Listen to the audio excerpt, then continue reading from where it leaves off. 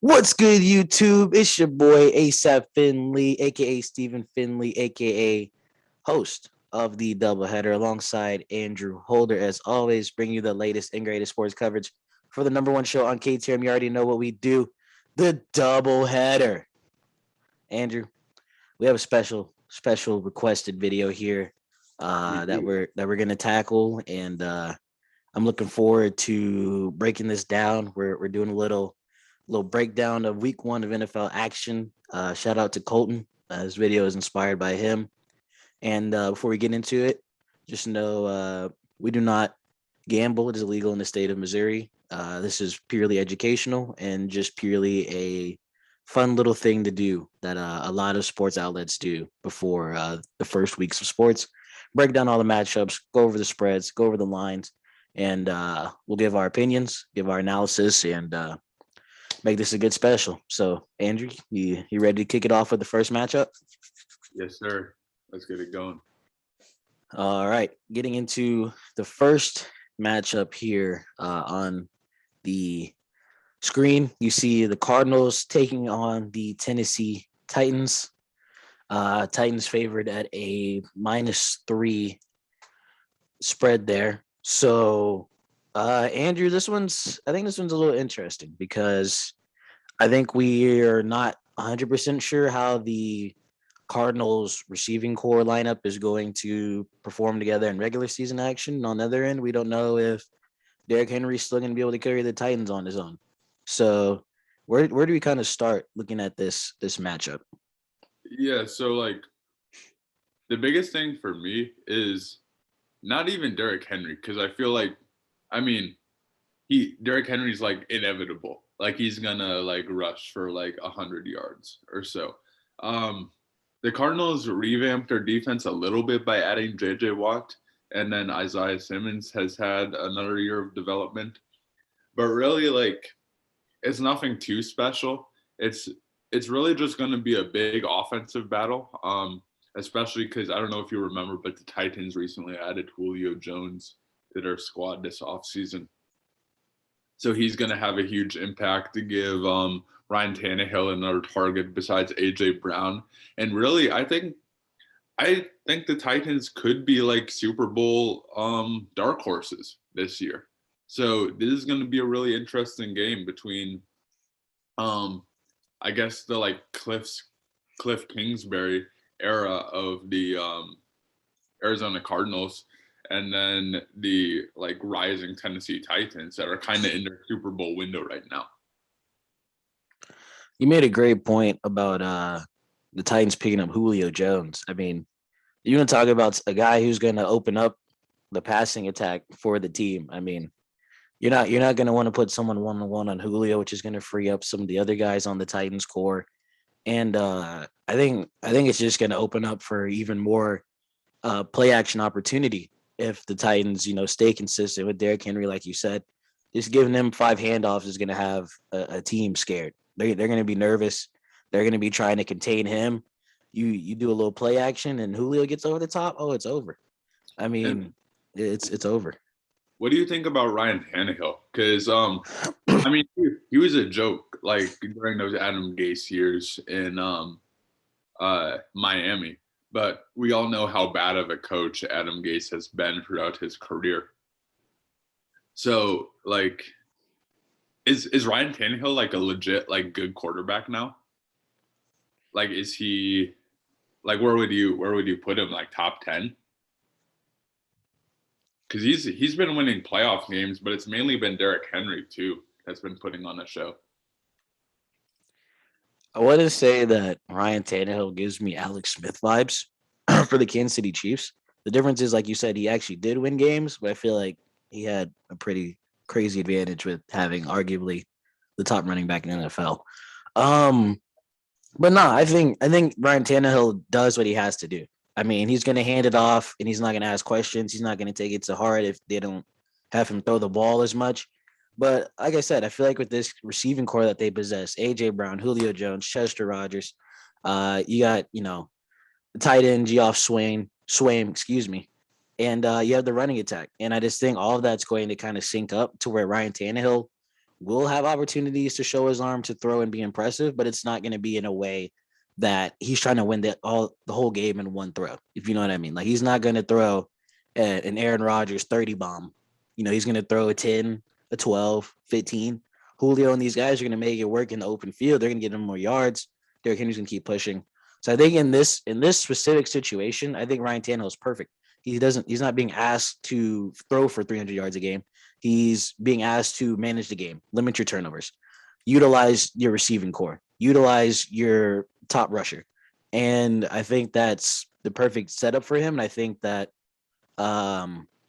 hopefully, Ryan Tannehill does continue to do what he does, because I think that got them to their success in the past couple of years was, kind of sticking to the formula. Right. And then, I mean, switching direction more towards like analyzing the Cardinals defense as it's been revamped, because they've pretty much had a season with their receiving core, right? I think they added AJ Green in the offseason, right? Yeah, they added AJ Green, who's like no joke at all, but he's not as great as he used to be. He doesn't have that same speed. He's going to be a great like second, third option on that receiving core.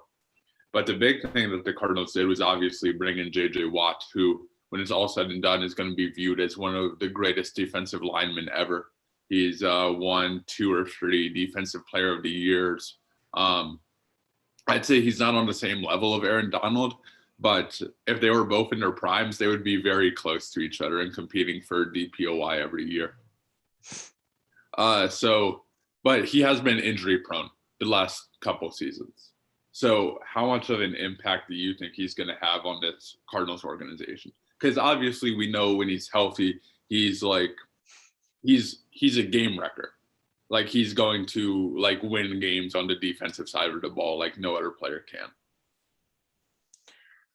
Yeah, I mean, you kind of put it all into perspective, Andrew, about what JJ Watt means to a team and a defense. And I mean, on a Houston team back in the day that, wasn't, coming out and, killing everybody, but at the same time, I feel like you can't undersell how important it was for JJ Watt to be on that defense to keep teams in check, so Deshaun Watson could run loose, so they could do their thing out there. But I mean, it's gonna be crazy. If you have a healthy JJ Watt, you have a Chandler Jones on that line, and you have a solid secondary. I mean, Buda Baker's definitely a name that has reigned as in the free safety spot, and Byron Murphy I've seen definitely a great corner, and certainly nothing to take away from what they have behind them.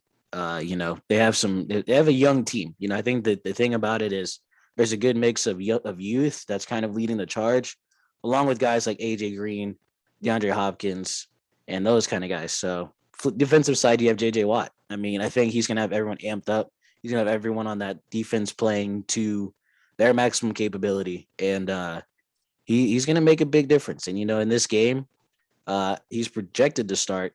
I think he's recovered as well as he can, but I'm excited to see him come back out and play. It's always a bit of a void, when you have all of these emerging guys on the D line coming up and all this. But JJ Watt, he's still there, man. He's still that guy. So we will see. He is listed as active. So I think that's what he can do for that team. Yeah, so now looking at the spread, you said the Titans are favored by 3 points, which you can see right here. And I think that's a little bit forgiving to the Cardinals. I don't know what you think, but the Cardinals had a really hot start to last season, but then they very much faltered at the end. And not to say that like seasons translate into one another, but when you end the previous season very slowly, I mean, you're not going to have that same like firepower coming into next season unless you have that like super competitive mentality, like, oh, we need to like change our reputation. Like, look, we were the laughing stocks of the league last year, like, because we kept like bragging about like how good we were, and then we lost like 6 games in a row. So I definitely got the Titans winning this game. I feel like it's going to be by more than 3 points though. Yeah, if I had to take a pick, I would take Titans. I would take them. They're the favorites. I think that is a very favorable spread to go on. For anybody who is betting on the game, I think that Tennessee is going to come out. And the thing about Derrick Henry, man, is he's just a clock eater. I'm talking about that. You think that clock was at 15 at the start? You give Derrick Henry one drive, it's at 9. Like it's crazy. This dude eats up clock. Ryan Tannehill knows how to keep his throws inside the field in the middle, and that clock's just gonna go and go and go. And other teams is gonna you miss one opportunity to score, you're done. I mean, they're gonna have the ball for another 8 minutes again. So I think in that sense, the Titans are gonna be in a good position. If they score early, they can manage the clock, they can keep doing what they're doing. They might overwhelm the Cardinals. They might kind of come out with a 10 to 15 range of a victory. So I would also take the Cardinals there. I mean, excuse me, the Titans. I think is the pick that I would make there. Yeah, so moving on to the next game. This is more of like a, would you say this is almost like a narrative game? Jets Panthers. Jets got a new coach, just drafted a quarterback in the first 3 picks. I mean, what do you think? Is it like a revitalization of the Jets, or what are the things to look for in this game? I mean, yeah, it's definitely going to be a very difficult situation for Robert Saleh to come into, the Jets coach. And when you talk about trying to change a culture of losing, I think we saw Cleveland do that pretty successfully. I mean, they reached the AFC divisional, and they played well against the Chiefs, and that really made me earn a lot more respect for what they got going on there with Baker Mayfield, with those guys. But looking at the Jets, I I think that they have the potential to kind of bloom into being more than they have been, but it is very hard for me to kind of commit to a overzealous like commitment to the season they're gonna have, because I think you bring in Zach Wilson. A lot of the themes of this draft were quarterbacks that were NFL ready, and out there in that BYU system, the kind of looks at that Wilson was getting, compared to some of the other quarterbacks. I mean, he's 6'2", 214, so he's decently sized. Got a good arm, has a really good game instinct, and I think in this game, I think honestly the Jets are going to come out just trying everything they can. I think that's a dangerous mentality to go against as the other team, as the Panthers. I think that the Jets are starting the season off already with we have nothing to lose. I mean, they might have some fan animosity if this experiment doesn't come to fruition right away, because that's just how the nature of sports fans are. But I think that in terms of a week 1 game, you're going up against a Sam Darnold led Panthers. I would argue the Panthers have a better roster, but I wouldn't necessarily argue that they are so much better that the Jets easily could not be picked up on this spread, or that they could just win the game. What do you think, Andrew? This would be like my underdog pick, I guess. Like, not to win, but so for one, I found before this game that Sam Darnold is historically the worst quarterback against the spread. So, like, if you're trying to bet on Sam Darnold, you should not bet against the spread this game. However, I just think that because Salah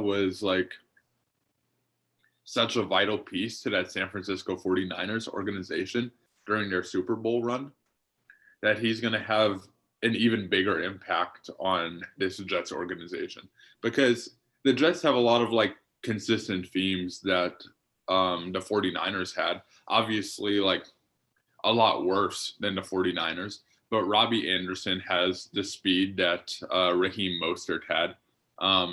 They have a decent sized tight end. They have a quarterback who's relatively mobile, but also a pocket passer in Zach Wilson.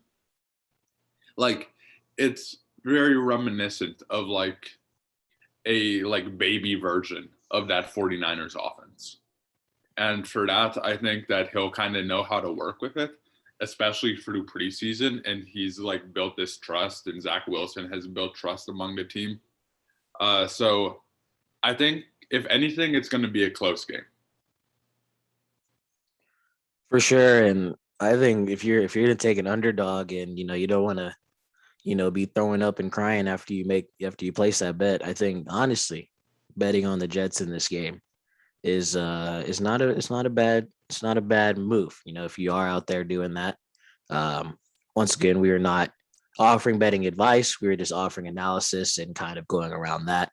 So yeah, I think that's very fair what you said, Andrew. And I think that the Jets certainly are looking like an interesting team to follow this season. And I mean, who knows? Maybe they'll have that kind of Browns resurgence. I mean, I feel like it's always kind of a new quarterback seems to be working for most teams in the NFL. It seems to be that there's a lot less, kind of Sam Bradford, Mark Sanchez situations. They're not coming into here underperforming, throwing 30 picks.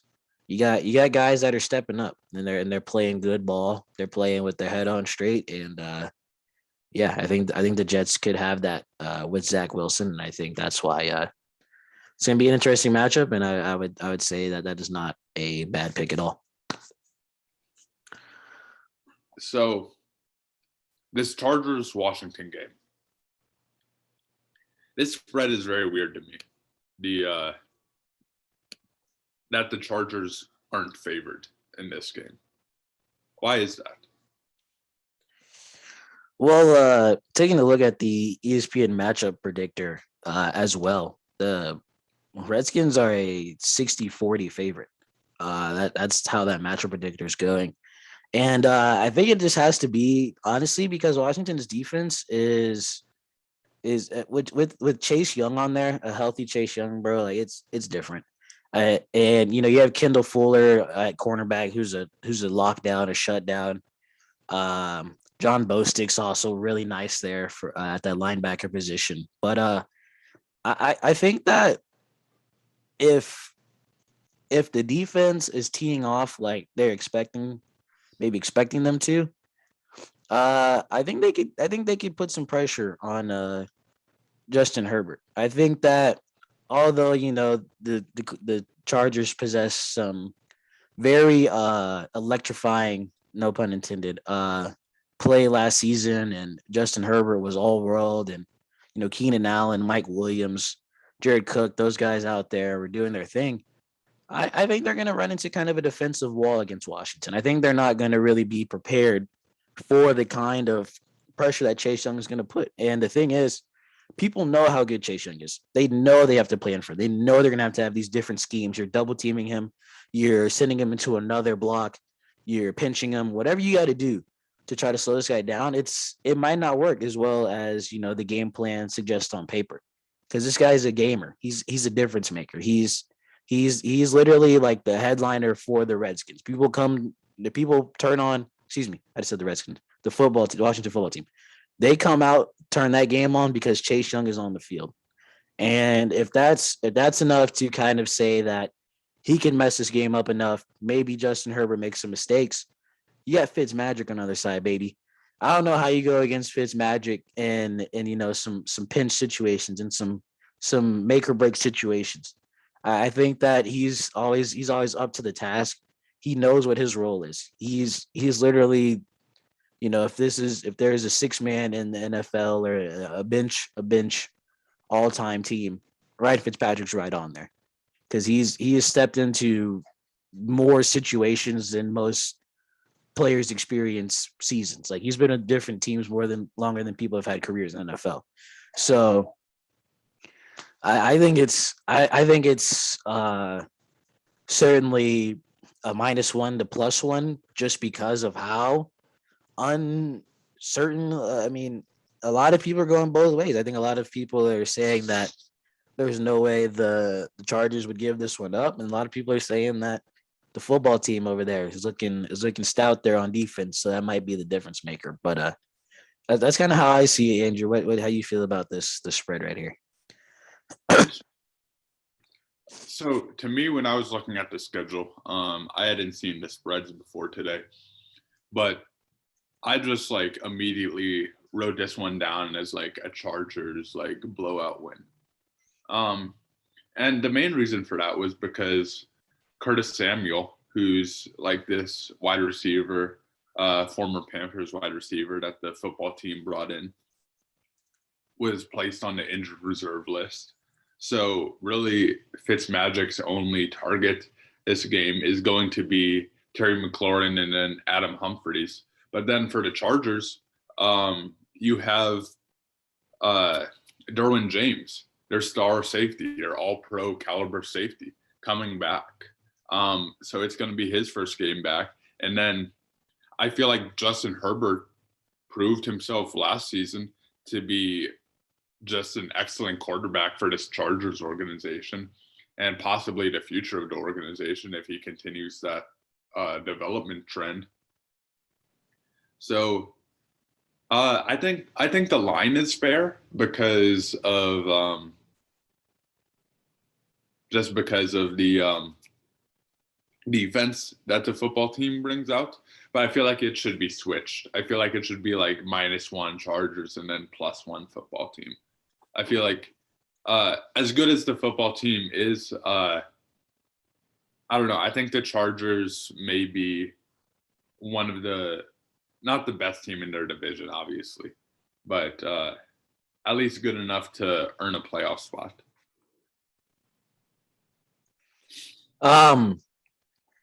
Yeah, that's a very valid point, and digging up some more research here, the Redskins were placed as as a tier 1 defense in an early PFF article written in 2021, and that includes teams like the Rams, the Buccaneers, the Steelers, the Broncos, and the Ravens. So I think honestly, what's kind of coming into my mind is that a lot of people think this is going to be a low scoring game. I think that both teams' defensive sides could certainly limit the other teams to kicking a lot of field goals. And that kind of brings in that range of, a 10-9 victory, a touchdown and a field goal here, the team's kicking 3 field goals. I think it's going to be a lot of 4 and outs. I think there's going to be a decent amount of punting.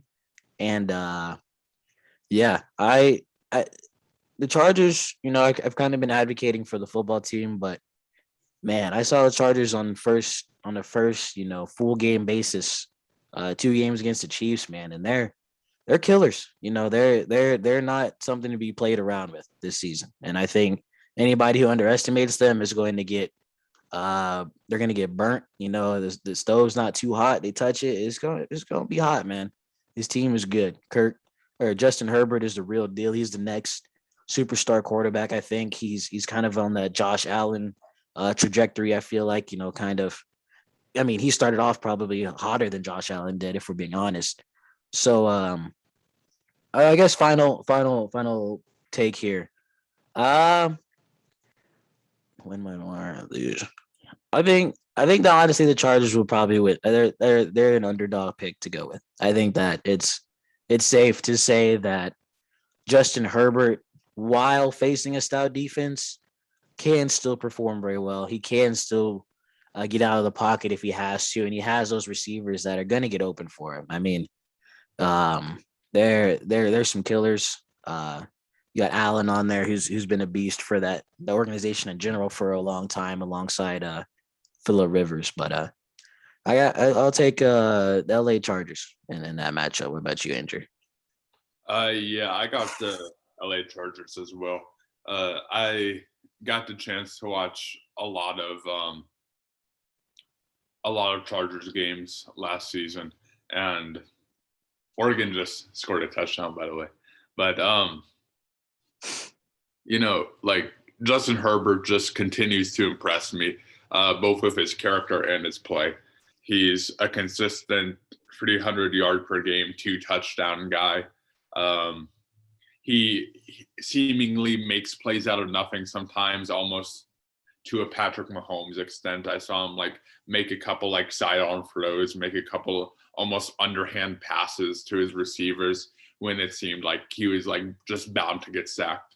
Um, so yeah, I'm too impressed by the Chargers play last season to pick against them this game. Because right now the football team to me is unproven.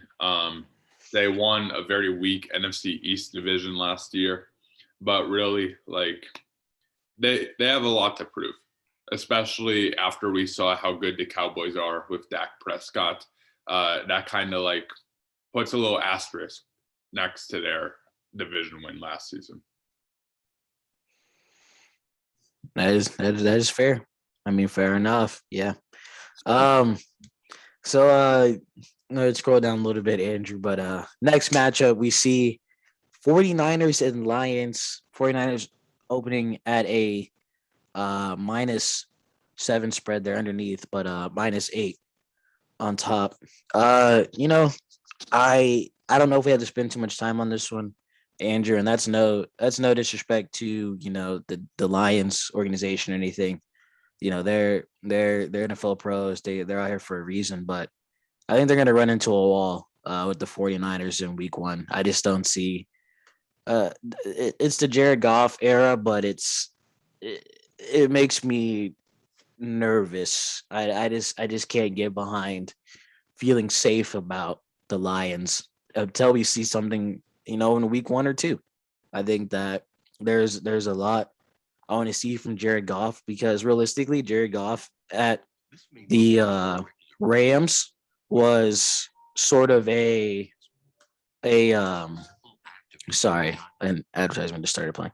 Um those Rams teams were stacked. I mean, we're talking about Brandon Cooks, you had Cup, you had Woods. I mean, you had just monstrous players. You had Todd Gurley. Like you, Not you just to had all these dudes. not to forget about the defensive side where you had Aaron Donald, Jalen Ramsey, like arguably the best defensive line player and the best secondary player in the NFL. Like a literal super team was basically placed around Jared Goff, and he took it one year to the bowl. But after that, I just saw kind of a fall off. I just saw them not really progressing above, where their expectations are already kind of set. I mean, they're extremely high to begin with.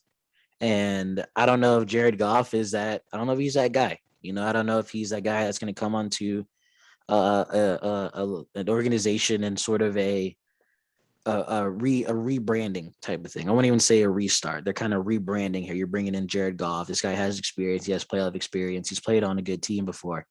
But I just don't see him bringing these weapons together to um overcome, a team like the 49ers who are established. Jimmy Garoppolo's been there, done that. Raheem Mostert's still a beast. Debo Samuel's a monster out there, and George Kittle. I mean, maybe the only him and Gronk and Travis, the trinity of tight ends in the NFL. They're all basically the same person. But yeah, I mean, I'll just go right out, say 49ers. I think that is not a bad spread to take at all. Opening at -7 there. Yeah, I agree, and I don't really think we need to talk about it much either. Um, I mean, basically just echoing what you said, the 49ers are just this established team, this established organization that has made it to the Super Bowl just 2 years ago. and barely lost to the Kansas City Chiefs. But and then you got the Lions. The Lions are basically selling everything right now. They're in the midst of a full revamp of their organization. I don't expect Jared Goff to really be there for long. I think he's just kind of a placeholder quarterback until they can draft the quarterback that they really want. They were really trying to get Matt Stafford's contract off their books because they paid him a bunch of money. But I assume they're trying to hit big next free agency or something like that. But right now, I don't really know who wants to come to the Lions. We're not really talking about the rebuild, though. 49ers are going to win this game by a lot. Looking towards the next matchup on NFL Sunday, Week 1 tomorrow, kicking off. We got the Philadelphia Eagles taking on the Atlanta Falcons. Falcons favored as a minus 3.5 in this game, and Battle of the Birds early on. And Andrew, I kind of let you kick off this matchup here. What are you looking for from both teams, and how do you think the kind of trend in this game is? What can we kind of expect? Yeah, so first I want to talk about the Falcons a little bit because we talked about them on our show last semester ahead of the NFL draft. And one of the big things that we mentioned with the Falcons was that the Falcons are a dying organization at this point. Right now, they lost Julio Jones. Matt Ryan is aging. Their defense is getting a little bit better because they drafted a couple of secondary players, but not enough to really be elite or in conversations with teams like the Redskins or the Broncos or the Buccaneers or any of those other teams that you mentioned as being tier 1 defensive teams. And one of the things you and I both said during that was if you're the Falcons, during this draft, do not draft a defensive player. Either sell the, I'm being serious though, like sell the pick, or like a defensive player is not what the Falcons need right now. They need another superstar on their team. And right now they don't have that. So the organization is going to continue dying, continue being a mediocre organization that may make the playoffs some years, but isn't really going to do anything when they do make the playoffs. They've kind of been riding that wave of when they made the Super Bowl for 4 or 5 years now. And that era is over, and the Falcons need to enter a new one. The Eagles are entering that new era. The Eagles have Jalen Hurts. They just drafted arguably the best wide receiver in the draft, Devontae Smith from Alabama, who's just a game changer. I would honestly compare him to Randy Moss. And I'm surprised that the Falcons are favored in this game. Because yes, they are a very explosive offensive team, but I just feel like they don't have much energy to their offense anymore. Like where is that star that gives the energy to the offense besides Matt Ryan? You have Ty Gurley, but Ty Gurley has been very disappointing since leaving the Rams. So I see this as an Eagles win. I would say that it could be a close game, but I don't think the Falcons should be favored in this. Our favorite team, the Atlanta Falcons. I think that this is an interesting trap sort of pick if you're running a parlay with this game. I think that both teams finished 4-12 last season. I think that the strength of their individual divisions makes a difference in terms of that record. I think the Falcons are, if I'm not mistaken, placed in the same division as the Saints and the Buccaneers, right? That's the NFC South. Yeah. Yeah. Saints, Buccaneers, and then Jaguars. Or no, not Jaguars. Also, Panthers. yeah. Um, so I think that obviously is like you can't not keep that into factor when you talk about just how better those teams were compared to the Falcons, the top two teams there. But that's no excuse. You and I have both, like you said, been on the Falcons case from season ending day one for them, like draft day one.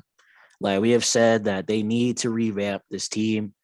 I don't even know if there was a lot of Matt Ryan slander coming out, and a lot of people were really quick to defend him. But I mean, he's a numbers guy, but he's not a results guy. Matt Ryan has some of the best numbers of a quarterback that we've seen in the modern 2010s, but his results, they're just not there, man. They're not. And I think that the Falcons coming off of a 4-12 season and really not making, like, I would say, pivotal moves. Like I'm talking about like game changing, impactful. This team is like a different team type of changes. And I think that the Eagles did that. I think, Jalen Hurts taking the reins full time is going to be key. I think, as you said, Devontae Smith is the second coming of some great of the greats of the wide receiver position. I mean, that guy was a monster, an animal. I think that he's even gonna still tear up NFL corners and safeties. I just think that they're in a better position than the Falcons, which makes me feel safe saying that that to not sleep on the Eagles in this matchup. I think that uh, I think that they will certainly make some noise in Mercedes-Benz Stadium, and I think that the Falcons, man, I just don't know how they're looking. I really don't. I mean, the Buccaneers returned all 22 starters. I'm thinking they're washing the Falcons in both games. The Saints are still significantly better than the Falcons. Um, even the um, Panthers have a different direction they're going in, and I just don't see the Falcons performing like that. I really don't, and hopefully we're not jinxing them by talking down on them so much, but I just don't see it. I think we're both very confident in saying that that Eagles underdog spread is certainly attractive and certainly something that is worth going after if you're going after that. So I got Eagles in that matchup. Yeah, I do as well. And moving on, it is more of an interesting game. I don't know if we need to talk about it as much. I mean, you might have a lot to say. I see you like nodding your head there. But we got Jaguars Texans. Obviously, we're watching, seeing what Trevor Lawrence can do, seeing what the Texans, what their direction is. What are you watching for in this game? Andrew, I think we talked about this on our show when we did our pick'ems section. I really want Trevor Lawrence to succeed, man. I think I said it on the show. I'll say it here again. I think that it's hard to go against wanting to see him be successful. I think that you know under the Urban Meyer kind of direction and leadership, I just think that it's going to be about protecting Trevor Lawrence. I think that we all know he's pretty mobile. He's kind of has that natural mobility as people would list it. He'll be in the pocket, he'll stand strong, stand tall, but he'll feel the blitz, he'll feel the pressure, and he's gonna roll out. He's gonna try to get up there and make a play. He's a playmaker, and I think that he's gonna bring some sort of new energy to the Jaguars. I think shout out to Gardner Minshew, the stash. He was cool, but I don't think that Jacksonville fans were leaning on him to save their franchise. And I think that it is not too bold to kind of place that kind of faith on Trevor Lawrence. I think that once again this class of quarterbacks produced a lot of a NFL ready quarterbacks. And I think that Trevor Lawrence is one of them. And I think quickly to compare to the other side of the ball, uh, I mean, what is the Jaguars' game plan defensively? Stack the box. I mean, I don't think. I think the Texans will have Tyrod Taylor be placed in a position to try to make plays, but I mean, you go from Deshaun Watson to Tyrod Taylor, and you see how much closer this game spread is. I think you throw Deshaun Watson in, this is a different story. I think that with Mark Ingram, with Brandon Cooks, with Chris Conley, former Chief, Anthony Miller. I mean, I think they would be a easily playoff contending team with Deshaun Watson. And I, I'm scared because I don't want to underestimate like the running attack because you got Mark Ingram, you have Philip Lindsay, who is a great back out of played for the Broncos, right? Yeah, Philip Lindsay. that's correct. And then Yeah. no, you're right because we're also like we're far from the days of Saxonville at this point. They do not nearly have the same defensive line as they used to, and they're much more focused now on like a high-paced offense. Obviously, with the signing of Urban Meyer, a guy who ran a very high-paced offense at Ohio State for numerous years, going to numerous national championship games. Yeah. So I mean, with that in mind, the Jaguars are actually the favorites in this game, which is crazy to see. You know, like it's actually pretty wild. But man, I feel like the Texans are gonna have something to prove. Like I think that the the the volatile locker room environment that was kind of created around the Deshaun Watson situation is hopefully kind of here. You know, it's not here. It's not out of the picture, but it might still be kind of lingering, but I hope it's not. And that's why I mean, man, if you get Mark Ingram going, you throw in that balance between him and Philip Lindsay, maybe the play action starts opening up, maybe Tyrod makes some throws. I don't want to say Trevor Lawrence's homecoming is going to be spoiled, but this is a road game. This is a divisional opponent they're going against, and I think that it's it's really a 50-50.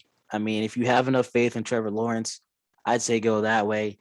If you have enough faith that the Texans are still a well constructed enough team to perform without Deshaun Watson, I'd say that wouldn't be a bad pick either. So I'm gonna leave it as a 50-50. That's kind of my breakdown of it and take with it as you will, doubleheader fans. Andrew, how do you feel about this matchup?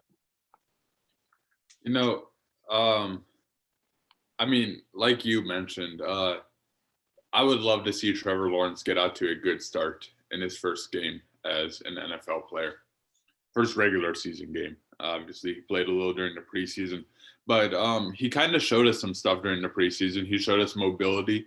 He showed us that he also has the ability to sit in the pocket and wait for open receivers. Um, and I think I I don't want to like mark up the Texans as like a joke because obviously all 32 NFL teams are good NFL teams. Like they're the best players in the world.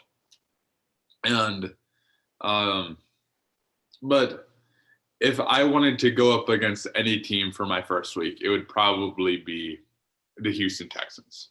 Um and we also have to remember, I know it's kind of a stupid stat, but Trevor Lawrence has never lost a regular season game since high school. So he he's obviously going to have like the confidence going into this game. He's not going to be like, "Oh, I'm not that great of a player. Like I don't know what's going on." No, he knows that he's that guy. And I don't know if you've seen the movie Remember the Titans, but like when Sunshine came into that game, like he went crazy.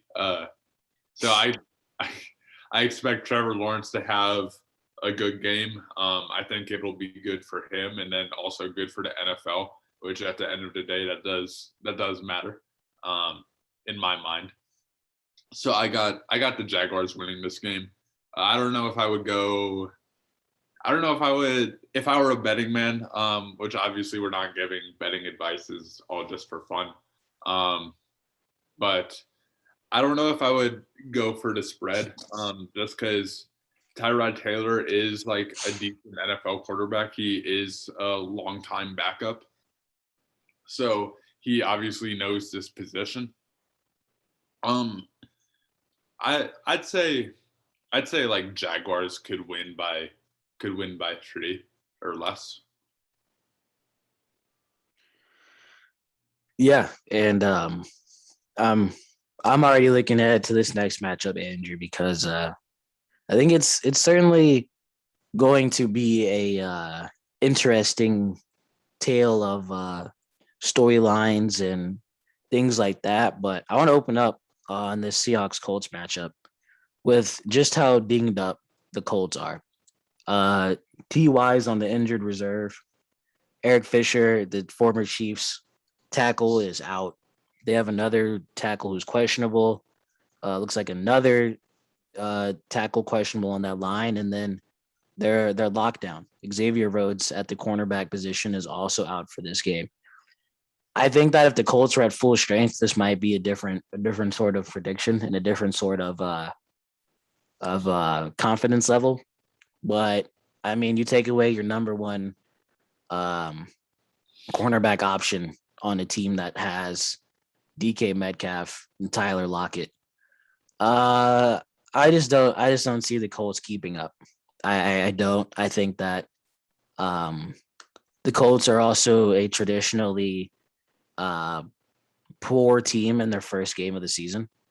Um, so I just think that the Seahawks are coming in with too much, and I think that a -3 line on them is very very favorable for all the bettors out there. I think that that is a very realistic possibility that the Seahawks will win this game by a touchdown or two, if more than 3 points for sure.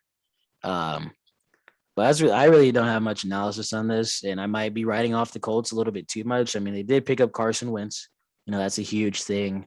With the abrupt loss of Andrew Luck, kind of still resonating in this franchise. I think. I just without Ty out there, man, I don't know if they're gonna be able to keep up with the kind of scoring the Seahawks can do. I mean, the Seahawks have had some of the most potent offense in the last decade. Russell Wilson is still probably an MVP candidate. Coming into a season, he's still I mean, I think he's America's quarterback. Realistically, it's not Dak Prescott. It's not them Cowboys, but shout out to the Cowboys because they actually did play very well against the Buccaneers.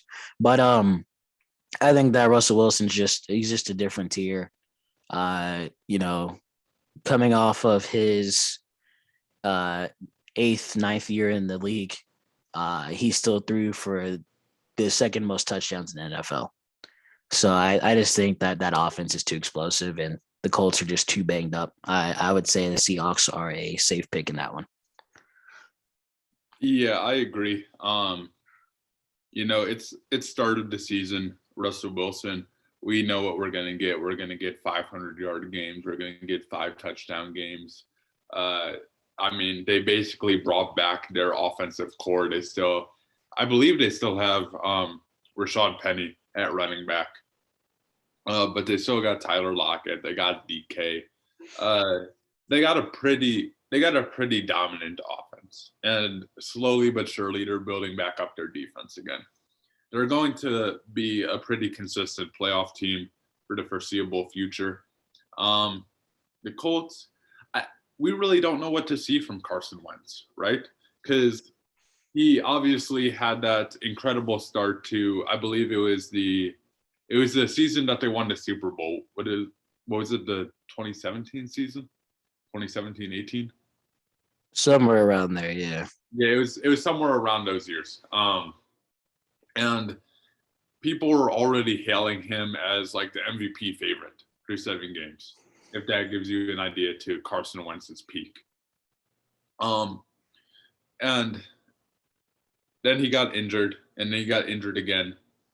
And now he's kind of this like lone ranger in the NFL. He's just like a wanderer right now.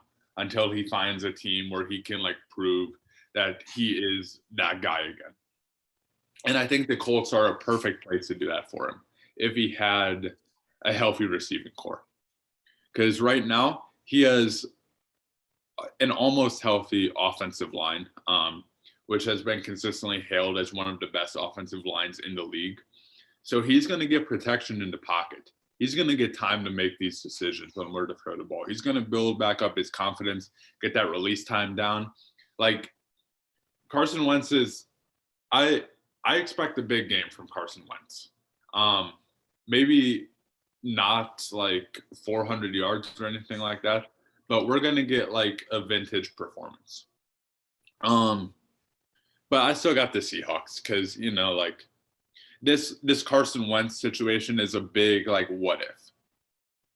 It's a big what if as to like if that start of the 2017 season was a fluke. Like we've seen quarterbacks like Fitzmagic just like go absolute bonkers for the first 4 games of the season. And everyone is like, wow, are they like a real like starting caliber quarterback? But I mean, is Fitzmagic really? No, he just gets off to like really hot starts pretty consistently. So I got the Seahawks in this game.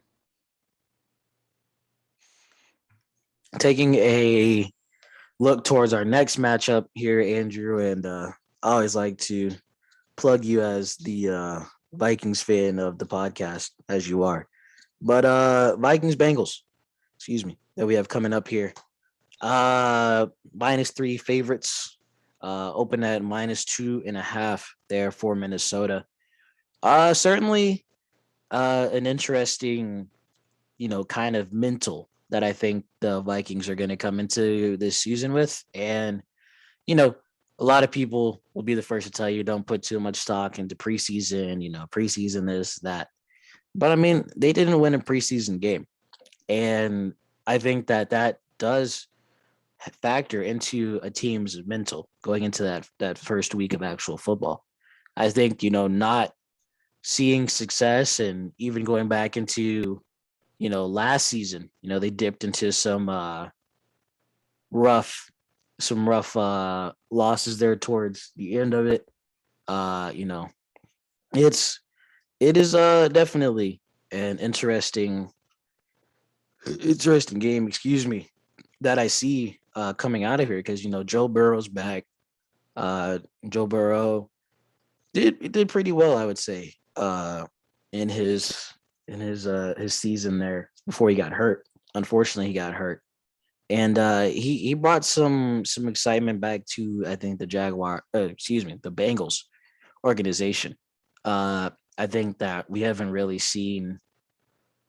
I mean, the Bengals are. It's honestly almost easy to forget that they exist as an NFL franchise. Like, I don't know, it's some weird like mystique around the Cincinnati Bengals. We're not really sold on them ever. We're not ever really saying they're the worst team, but it's like they just don't come through. It's hard to find a season in recent memory where the Bengals were big time performing and big time, shaking up the league. And that's a product of being AFC North. I think all the AFC North teams above them are better. I think that the Bengals are easily the worst team in that division. Only winning 4 games on the year. They managed to beat the Steelers once, which is pretty impressive. But I just don't really like what I'm seeing out of them. I think even before Joe Burrow got hurt, we still weren't really seeing just they were getting blown out, man. I mean, they're losing by like 10, 15 like consistently. And like it just wasn't a good look. I mean, they tied with the Eagles last year. They tied in the game.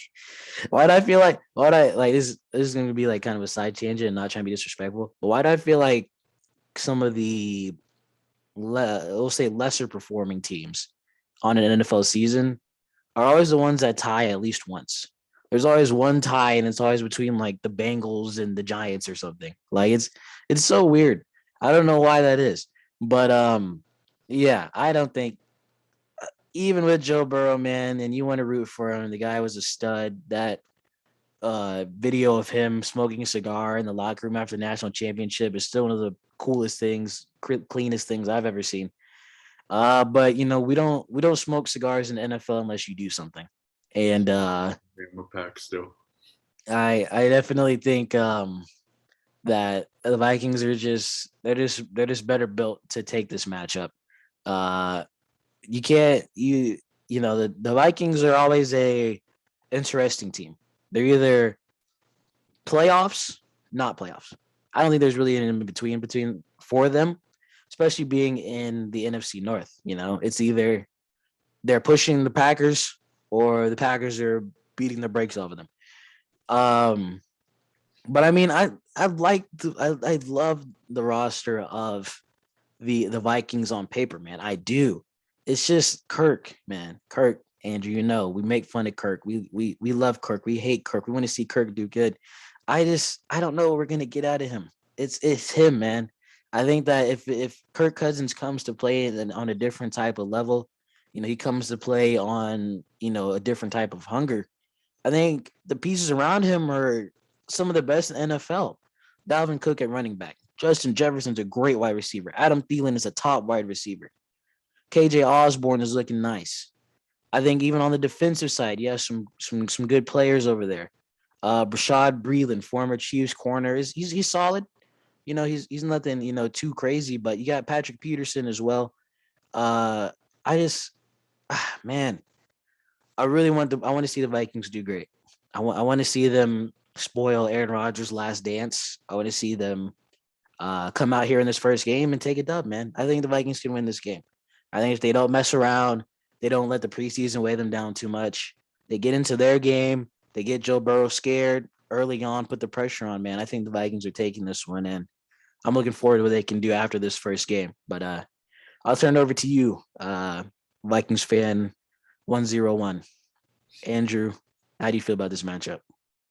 Yeah, that's the biggest thing you said during that was that the Vikings need to not mess around. And that's what the Vikings love to do. They love to mess around for half the game. And when they mess around for half the game, you're either in a close like 7-10 game or you're being blown out like 30-10.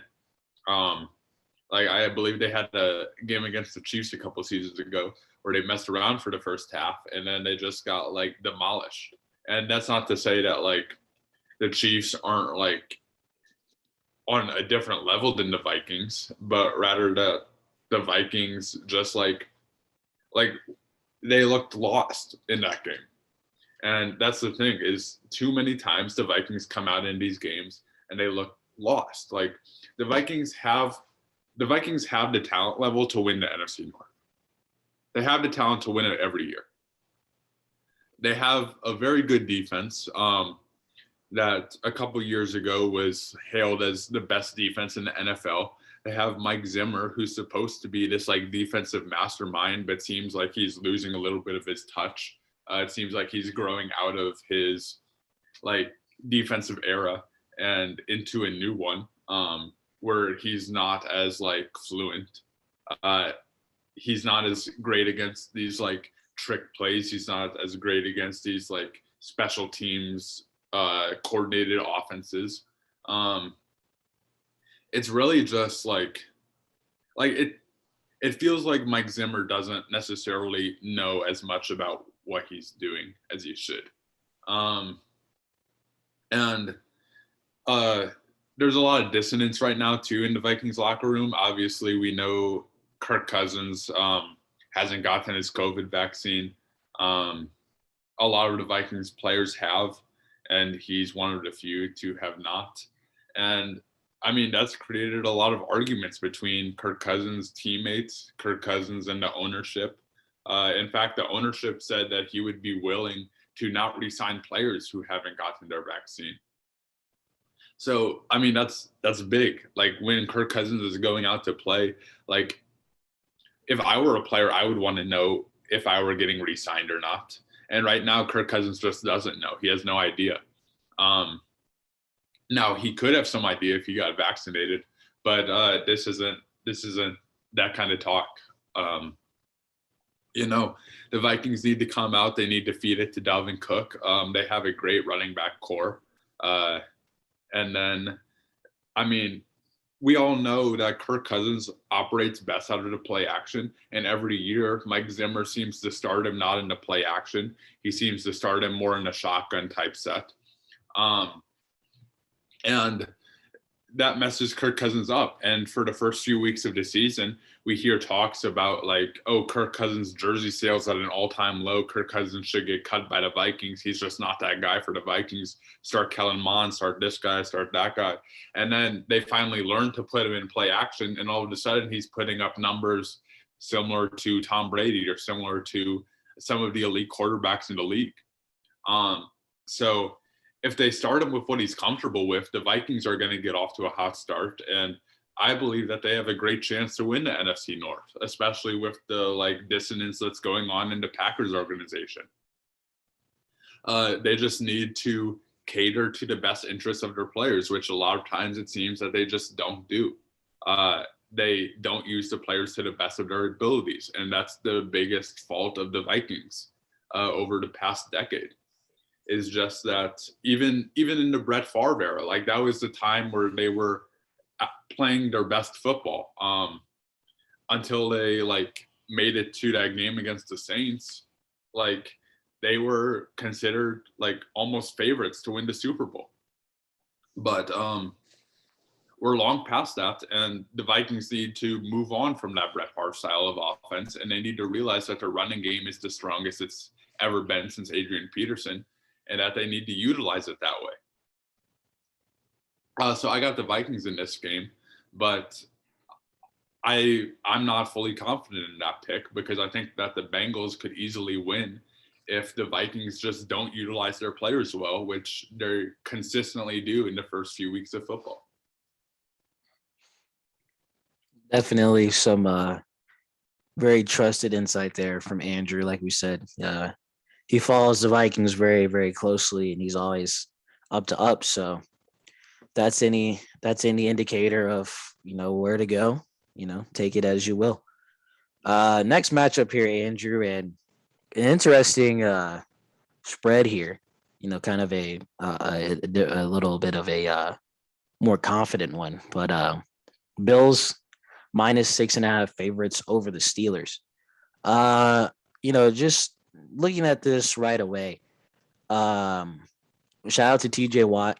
He just signed a huge contract with the Steelers. And I think it was obviously no one would say it was not, earned or warranted. I think that you got a guy like him, literal brother to arguably the best defensive player when healthy, JJ Watt. I mean, they're both gangbusters. They're both O-line destroyers, O-line haters. They hate O-lines. They want to make them look bad. And that kind of goes into the first kind of point about this matchup is the Steelers defense is insane. I mean, they had one of the highest marks of from the PFF. They also just possess an insane pass rush. I mean, they rushed on, they're rushing the quarterback like every chance they can get. And that wears you down as a QB, man. If you're not mobile, if you're not able to, kind of get a breather from that, it's definitely rough. But I mean, I think this line just shows that the Bills they're on a different level, man. A lot of people are seeing them coming out here this season and maybe making the Super Bowl push. I mean, and that's not even, close to unrealistic. I think that Josh Allen is still coming into his form, man. I don't think Josh Allen has hit his peak. I don't think he's hit his ceiling yet. And I think that they're doing an excellent job at keeping him surrounded by players and pieces that will advance and further this team alongside him. You still have Stephon Diggs. Emmanuel Sanders is questionable for the first week. Hopefully he's a go. and you have Cole Beasley. I mean, that is a very solid, if not, borderline elite sort of receiving core for a quarterback that was, uh, you know, knocking on the door of being considered the one of the top fives, one of the top threes. I think Josh Allen has already proven himself to be a very very impressive type of quarterback. I mean, 6'5", 237, man. This guy stands tall. He plays taller than he stands. He's got guts. He's not afraid of anybody.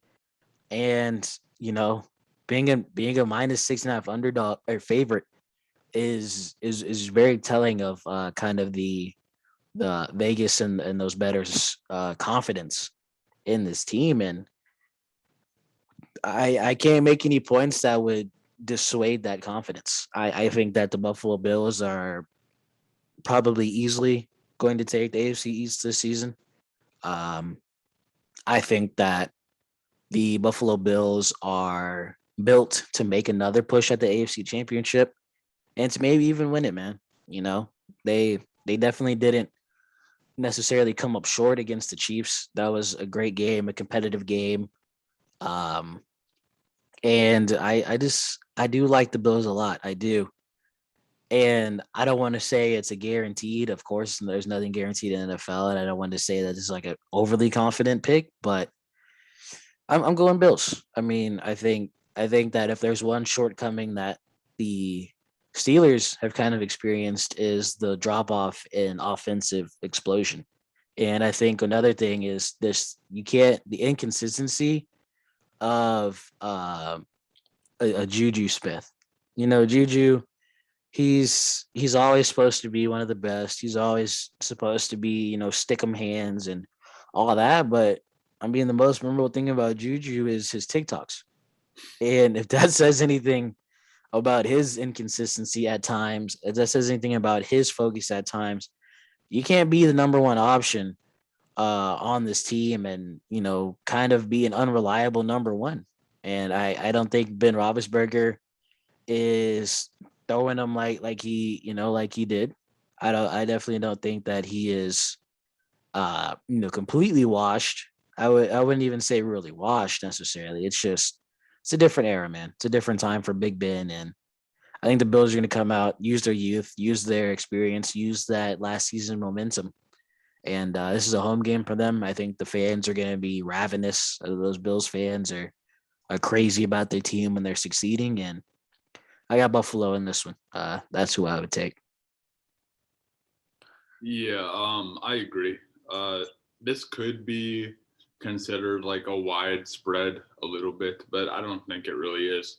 I think whoever wins this game is going to win it by a touchdown or more, and that's in my mind. That's going to be the Bills, like you said. Big Ben. I mean, like he's still good. Of course, he's still capable of piecing up defenses, but he's nowhere close to where he used to be. He's 39 years old. Um, like this isn't the days of the Steelers and the Cardinals in the Super Bowl and Big Ben putting on historic performances. This is Big Ben who is reliant on his defense, and luckily the Steelers know that, so they are building a great defense around him. They had one of the best defenses in the league last year. It kind of faltered towards the end, but I think they started like 8-0 with that defense. But I mean, Josh Allen, Stephon Diggs, Cole Beasley, like you mentioned, those are just too many weapons to go up against. And I definitely got the Bills in this game. I don't think we need to talk about it much. Steelers are on the decline, Bills are on the up. It's another one of those scenarios. Looking at the next matchup here, Andrew, we got a Broncos Giants matchup, one of the afternoon games on NFL Sunday when everybody's probably falling asleep, full of beer, stomachs full of burgers, man. I hope that's us. Uh, but, you know, outside of that, this is going to be an interesting matchup. You have the Broncos uh, placing Teddy Bridgewater as a starter of the team over Drew Lock, and I think that's significant, man, because I think a lot of the Broncos faithful thought that Drew Lock he could come out to be a little something for this team. He could maybe try to fill in the shoes of Peyton Manning, who came through and basically put this team on the map, and then they fell off very hard once he retired. But I think that this is just a tale of two teams trying to find themselves within their division, and in a different manner. I think the Broncos are trying to figure out if they're bottom of the AFC West or second to the AFC West. I think the Giants are trying to figure out if they can win the NFC East or they shouldn't even try to compete for it. So in that sense, there's a lot of development still going on with both of these teams. I think that obviously when you have the kind of seasons, the kind of finishes that you oh my goodness, excuse me. Those kind of seasons that you produce and get, high draft picks and you're trying to build your team through the draft and some decent free agent pickups. Um Man, I don't even know where to really go. I I think that the Broncos have a better team on paper due to the questionable injury history of Saquon. He's listed as questionable, and starting tight end Evan Ingram is also out for this game. So if Daniel Jones isn't working with a full plate, if he's not working with a healthy offense, I don't know. It's gonna be tough, man. I think the Broncos are still a very good team. Without Philip Lindsay, they bring in. I mean, they still have Melvin Gordon, so that's also pretty big. I think him and Teddy Bridgewater could honestly be a really good pairing. I think just in terms of the freedom of the offense that you have with a guy who can rush at the quarterback position while also having a stout elite rusher in Melvin Gordon. I think the Broncos are going to get creative. I think they're going to come out early and maybe try to catch the Giants kind of off guard. They're going to try to make Daniel Jones play from behind. And I think that's why they're favorites in this matchup. I think that their team just seems more put together, more proven. Uh, you know, Last year Daniel Jones didn't have the worst season, but certainly very middle ground. You could say honestly, probably less than middle. He had the tie for the 29th spot in touchdowns. He was top 20 in interceptions. Not a good thing to be top 20 in, by the way. And his QBR was 54, which is not very good. So, Daniel Jones, we'll see if that experiment works out for them. We'll see if, I guess he just somehow flips a switch and becomes the second coming of Eli Manning.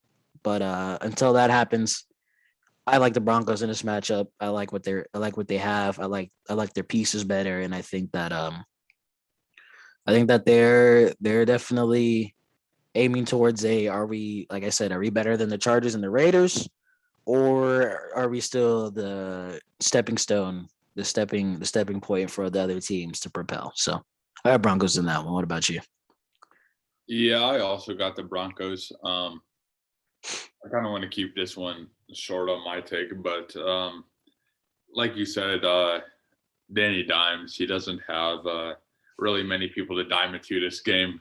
A lot of the Giants out with injury concerns. And then, I mean, it's not Aaron Judge, but what is their coach's name? It's something Judge, but Judge, he hasn't really proven much to me so far. Last season, obviously, wasn't the greatest starting point with Saquon Barkley tearing his ACL, which Saquon Barkley is coming back this game, which could be why the spread is so close together. But I still got the Broncos winning this game. I like Teddy Bridgewater. Teddy Bridgewater played well when he was on the Carolina Panthers. He has pretty good weapons on this Broncos team. The Broncos still have an excellent defense. The Giants are just kind of the Giants are the Giants right now, and they got to find a direction as a team so they don't waste Saquon's prime if he hopefully still has a prime after his ACL injuries. Yeah, and real quick, yeah, we want Saquon to be good, man. We want him to be healthy. He's the future of the NFL running back position, and hopefully these injuries don't hit him like they kind of have been already, and just hope that he can recover and come out there. But next matchup, Chiefs Browns. Chiefs opening at a 5.5-point favorite in this one. They're introducing GEHA Field at Arrowhead Stadium. Andrew, I think that I'll let you go first, and then I will hop in with what I have to say. But how do you feel about this rematch from the AFC divisional, Browns versus Chiefs? Yeah, I know you're a Chiefs fan. The Chiefs, like being realistic, are probably my AFC team. We're in Missouri, we're Chiefs supporters, but we got to remain unbiased at the same time. So here we go. This is going to be a lot closer than the spread indicates, in my opinion. Yes, the Chiefs have an excellent team. Yes, the Chiefs revamped their offensive line, but the game last year in the playoffs, let me just look that up real quick. Chiefs Browns 2020 playoffs. I forget the score of this game, but yeah, it was a close game, and Cleveland wasn't missing too many people, but they were at least missing Odell Beckham Jr., who we've had things to say about in the past. But he's by no means like a bad wide receiver. But it seems that Browns defense was able to limit Patrick Mahomes to some degree. I forget in that game, did Patrick Mahomes have to come out? Was that when he hurt his toe in that Browns game? Yes, because Chad Henne came in and got them like a first down, I think. Hold on, I'll do the full. Keep going. Yeah, but I don't really know what's going to happen in this game. I think this is entirely winnable for this Browns team. Baker Mayfield has had another offseason of development. He's kind of proven himself to be this, I'd consider a star quarterback in the NFL right now. The Browns are on the up. The Chiefs are on the up. The biggest thing I would say is that the Browns have had a longer offseason. I think the Browns had a little bit of a better draft as well.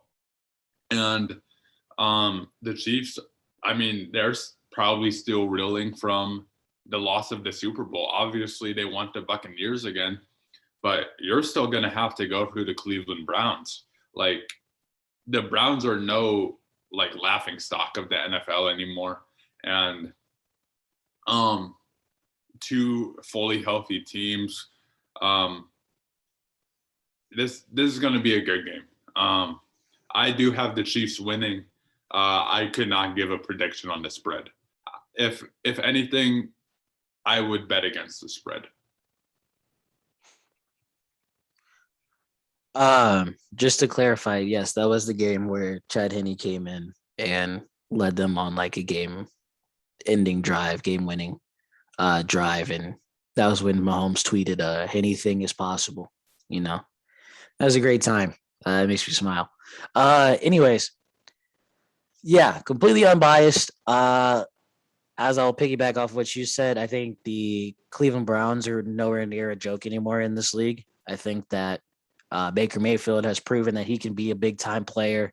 Nick Chubb and Kareem Hunt is a dangerous running back duo, man. I'm not gonna lie. They were doing their thing, and they're still gonna keep doing their thing. That 2-back option is always very pivotal.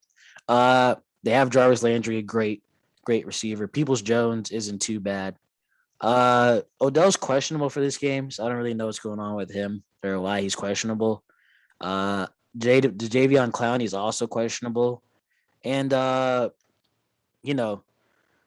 think that one of the biggest differences that I've already seen from the Chiefs in the preseason, if there's any stock to take from them, is that this O line is better, man.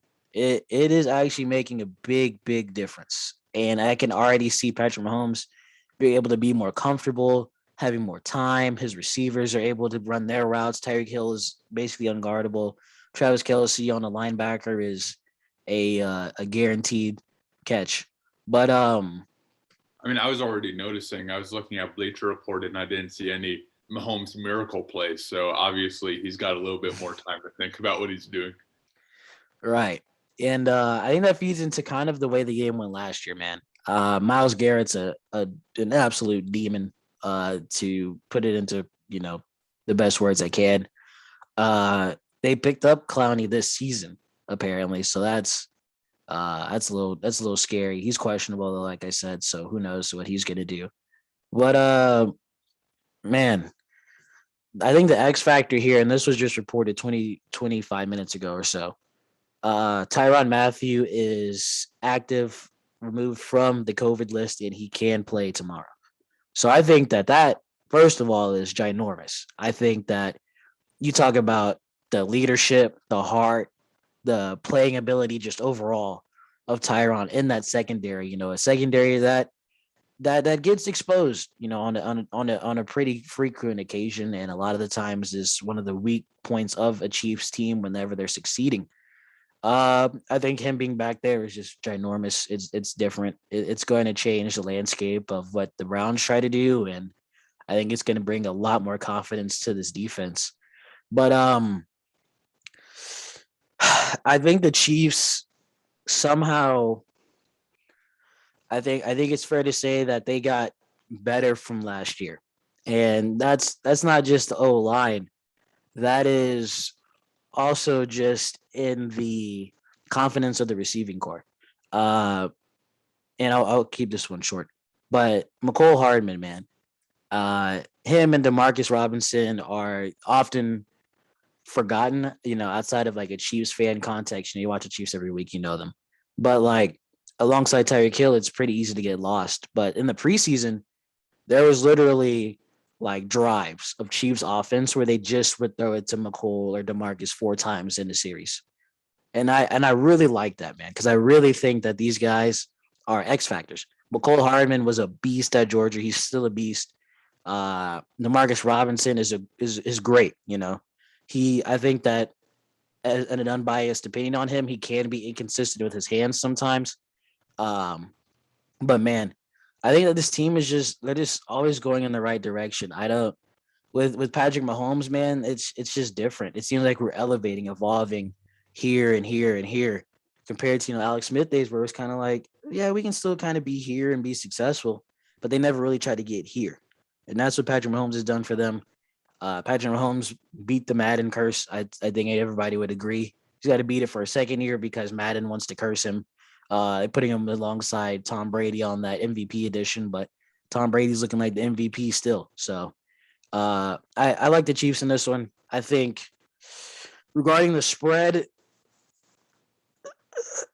it depends on which Chiefs come out. If the Chiefs are not looking good early on, if they have to kind of backpedal and rely on the defense, I think that this could easily be a close game. However, I would have the confidence to say that the Chiefs would blow this one open by about a touchdown or two, no touchdown or field goal, and I would say that -5.5 spread is pretty locked and set in stone there. But definitely looking forward to a great game. Looking forward to that Arrowhead energy. So that's what I have to say on that. Yeah, moving on. We got another afternoon game. We got Packers Saints, and I think we kind of know a lot about this one. I'm gonna let you go, but just for some context, we got the end of the Drew Brees era in New Orleans. Jameis Winston is stepping up as the starter with the same core that Drew Brees worked with, and we have Aaron Rodgers on his revenge tour, if you want to say that. Again with Devontae Adams, but really, Packers didn't really do much this offseason. It's kind of the same team that made the NFC Championship. So what's going on in this one? Yeah. This game is full of narratives, specifically about the quarterback position, like you opened up, Andrew. This is the last dance, man. If we're putting any stock into Instagram post and things like that, Aaron Rodgers, this is last season, bro. And that honestly makes me sad as a football fan to say out loud. Aaron Rodgers has transformed the game of football at the quarterback position. Uh, if if there's any merit in saying that you go from being Brett Favre's apprentice to arguably being out, not even arguably, he's better than Brett Favre.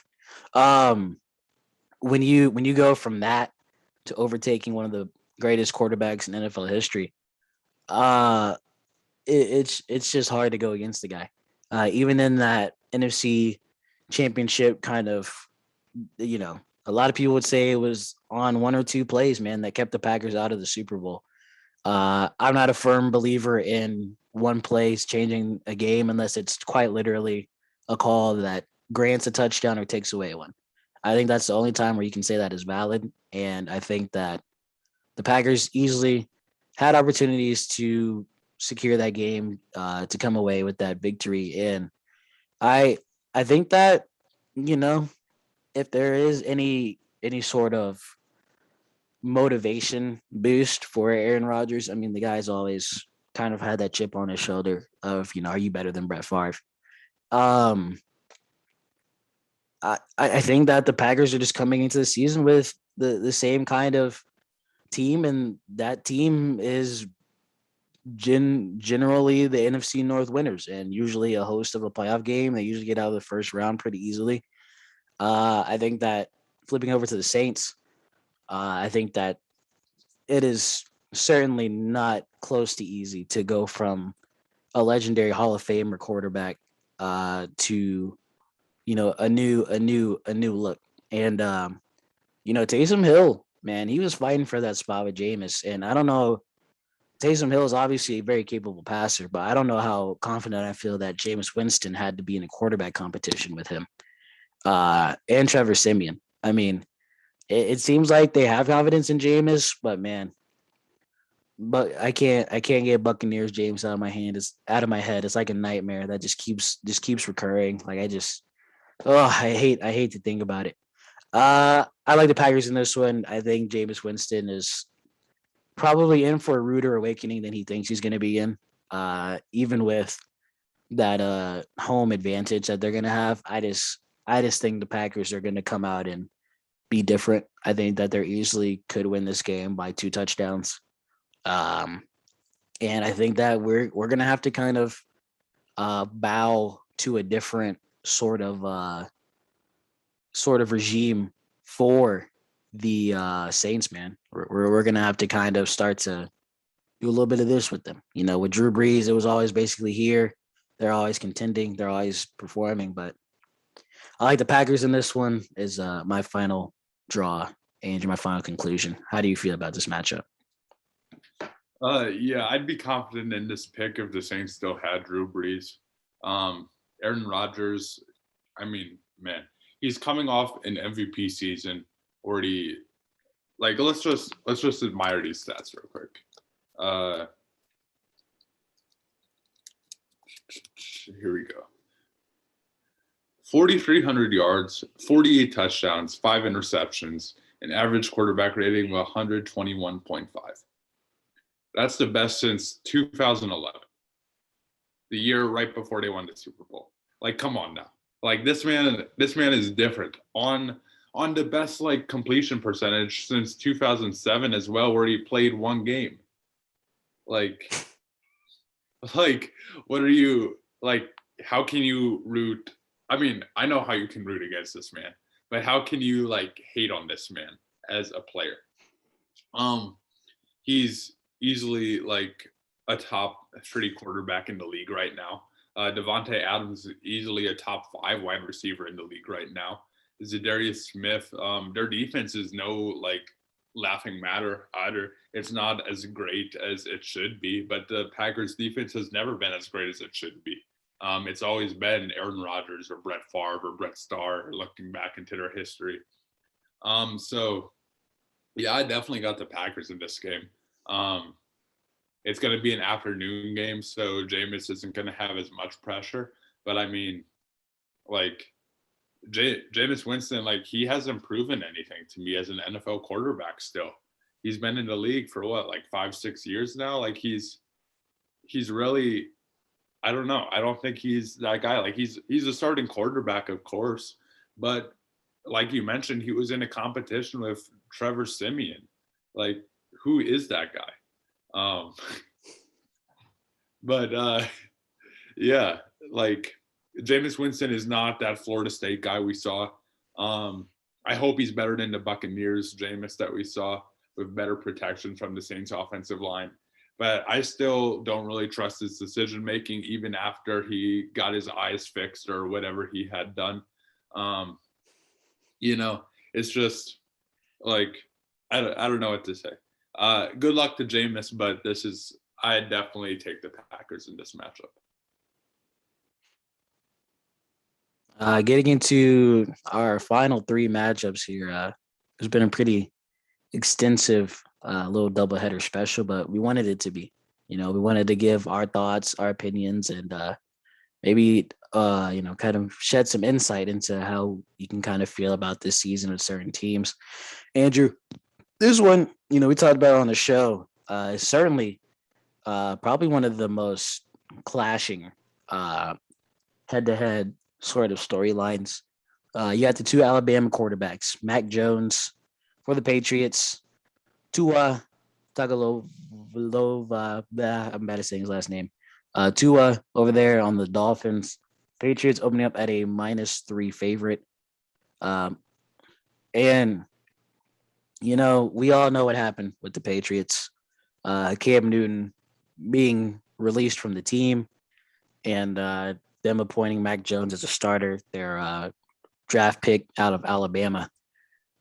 This is, I'll be quick about this one, but it's going to be a test of who is kind of ready to take the next step already. And I think that it's fair to say that Tua had a solid showing last year.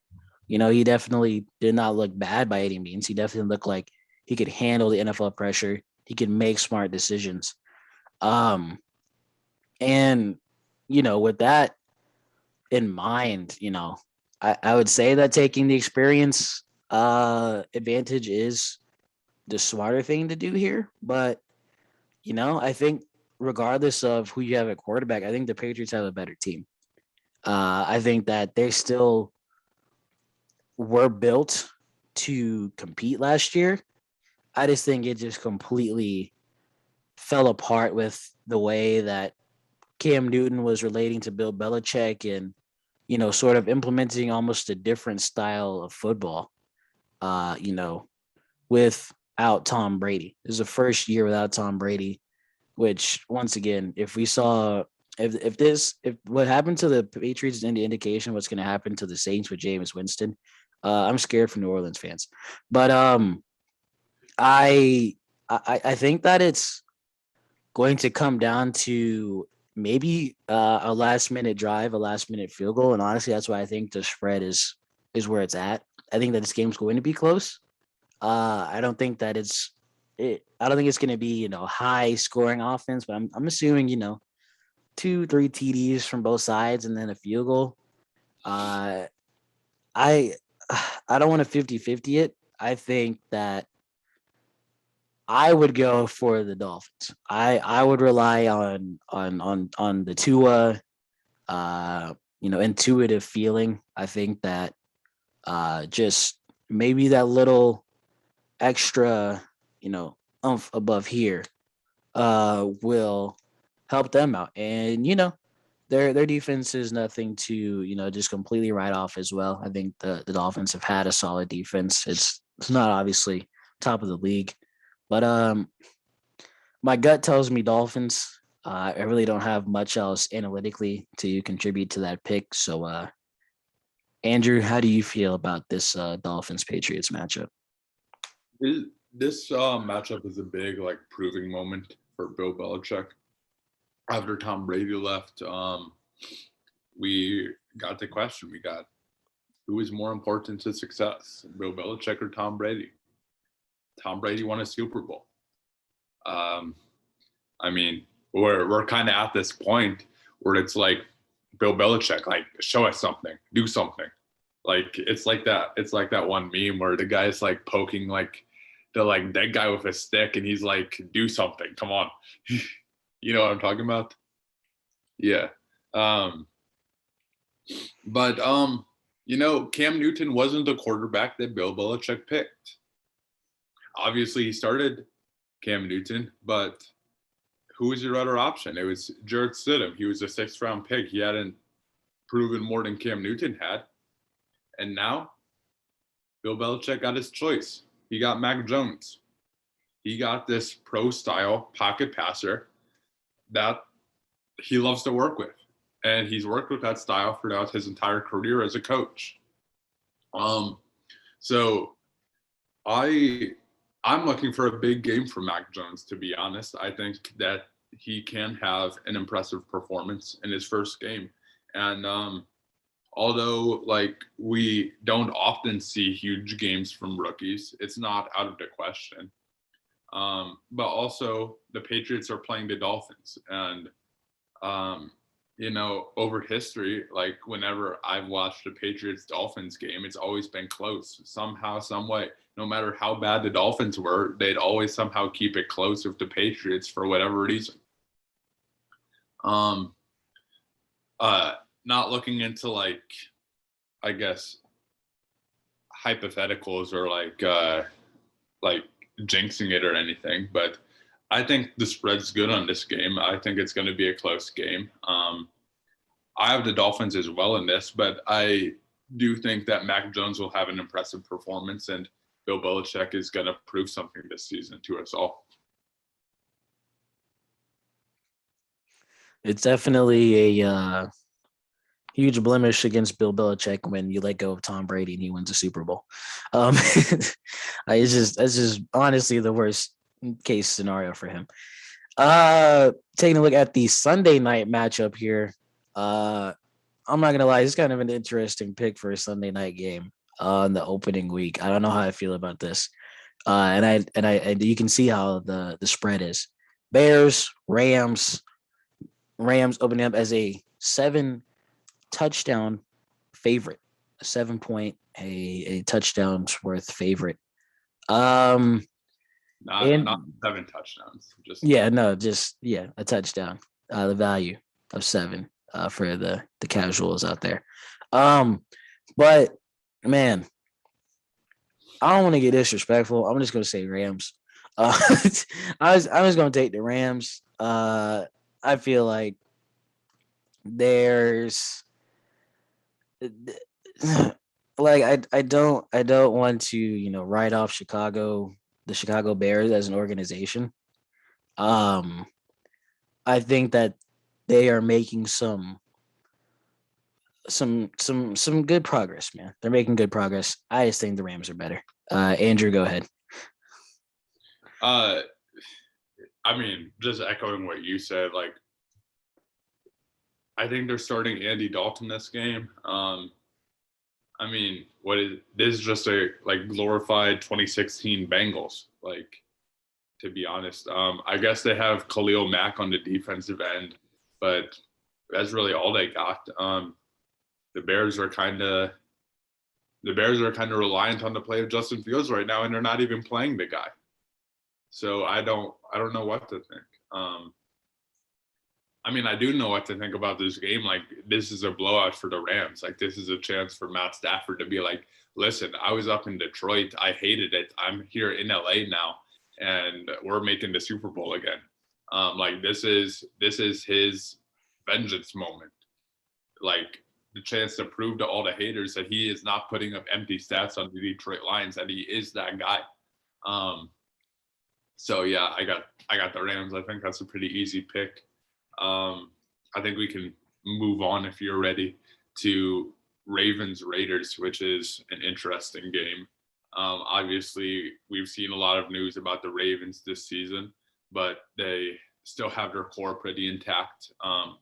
Obviously, they lost Ingram, but I mean, you said they picked up Le'Veon Bell to me this morning, which is a pretty big pickup. And then the Raiders, I mean, you're in the same division as the Raiders. The Raiders are always dogs, especially on a Monday night. The Monday night Raiders, like, come on now, that's no joke.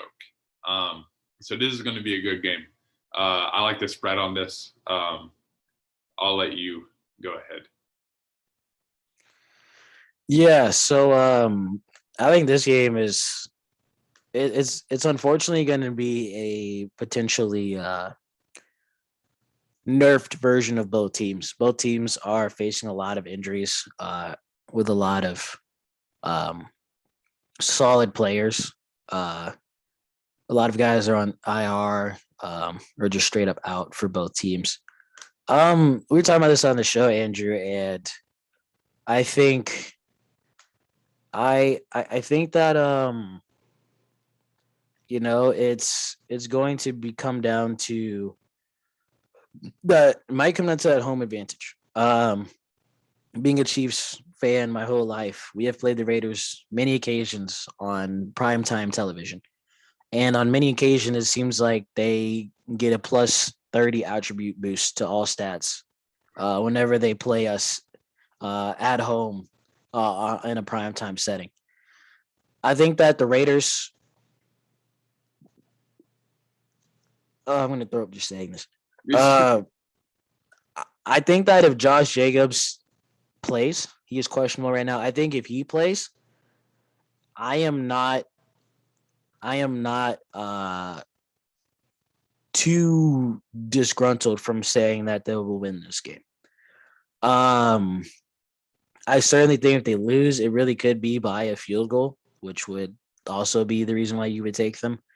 But I just think that a lot of the times people kind of have this notion of the Raiders in the past, like, oh, they're not that bad. Like, they kind of no, they used to be poor. They used to be a poverty child, man. Them and the Chiefs, bro, in the AFC West were a laughing stock. Now look at the Raiders now. I think the Raiders are built to make a wild card spot easily in the AFC.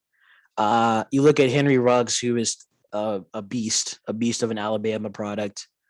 Brian Edwards is a very solid option alongside Willie Snead. They throw him out. Hunter Renfrow is a little underrated, I think, as a receiver, and Darren Waller, man, he doesn't get. Maybe he gets talked about enough in pro expert talks, but man, mainstream, he does not get the attention. The attention he deserves. Darren Waller is an elite tight end, man. He is nice with it. He's a big. He's got great speed. 6'6", 265. Like the dude is a tank. He is a tank option. Usually a safe option on third down for Derek Carr to go to, and that kind of leads me to say, Derek Carr, man, we want to give him a lot of flack. We want to say that he doesn't really do much for the team, and he's kind of been just a middle ground kind of quarterback. But he was top 11 in touchdowns and yards last season. That's impressive. He threw 9 picks, which is probably his biggest shortcoming is his decision making sometimes. And he was a top 11 QBR finisher. I like everything that they have going on.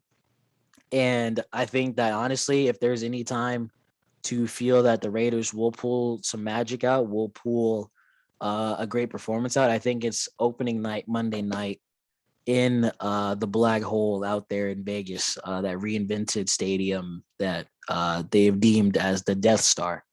So I think I like the Raiders, man. I do. Even as an underdog, I would say that is a good pick, and I would say that hopefully they don't let me down because I don't cheer for I don't pick the Raiders often. Yeah, I also got the Raiders in this matchup. If you've made it this far in the video, comment Derek Carr for MVP down in the comments. Just so we know that you've stayed this long, that you've shown commitment to the process. But man, why can I? John Gruden, he's done a great job with this team. Like you mentioned, Chiefs and Raiders used to be laughing stocks. It used to be the Chargers that would dominate the AFC West. And now it seems that the Raiders are just built to not like confidently beat every team, but somehow get it done. And it's kind of amazing that they do it so often.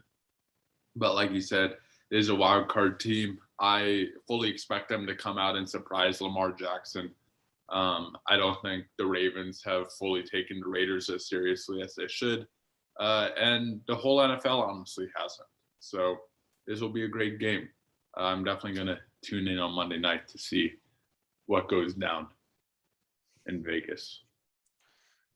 Yeah, and final point kind of, but I think the Raiders are somehow like they're always the villains, man. Nobody, no, from the color schemes to the way they play to some of their past coaching. No one has really been an advocate for the Raiders except for their fan base. I think they are built to be sort of the anti-Chiefs. I think that the way they are built is designed around mimicking a lot of the elements of the Chiefs, while also just possessing the ability to kind of be a kryptonite. And that's not something we can assign to a lot of teams in the NFL as the Chiefs kryptonite. I'd say the Buccaneers and the Raiders. The Raiders and Buccaneers are in two different classes, but just the way the Raiders come out to play in a primetime setting, man, it's different. It's scary. I don't know what it is. Their attributes just go up. Like I said, I used to go up on that dirt field that called when they shared it with the Athletics. They played on the dirt on the diamond. But that was so ugly. Every Sunday watching that. Yeah, it was pretty rough. They would dirty up the Chiefs' white uniform, sadly.